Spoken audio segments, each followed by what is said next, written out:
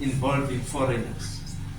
I share these views in order to inspire debate in the Nkgotla, which is a platform for ANC leaders to consider with open-mindedness all options available to resolve challenges facing our people.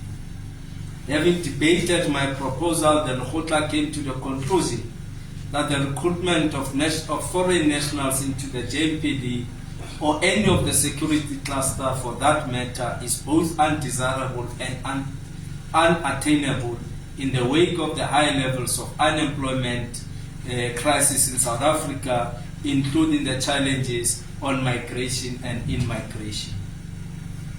The Nkgotla resolved that we should instead train our officers to be proficient in foreign languages that are dominant in areas with the highest concentration of specific groups of foreign nationals.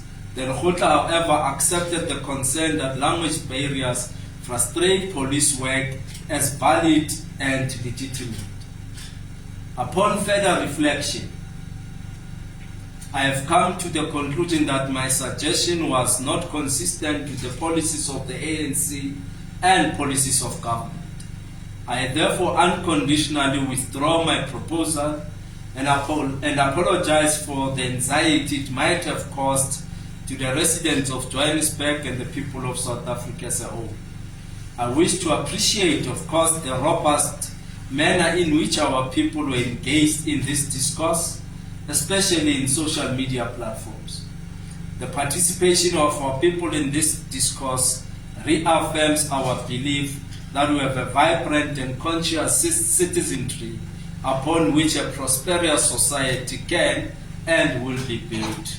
And let me conclude by saying the instructions of the Nkgotla are clear that the proposal by the regional chair has been rejected and the Nkgotla has resolved on the way forward on this matter, and I will therefore not entertain any further debates in as far as this proposal is concerned.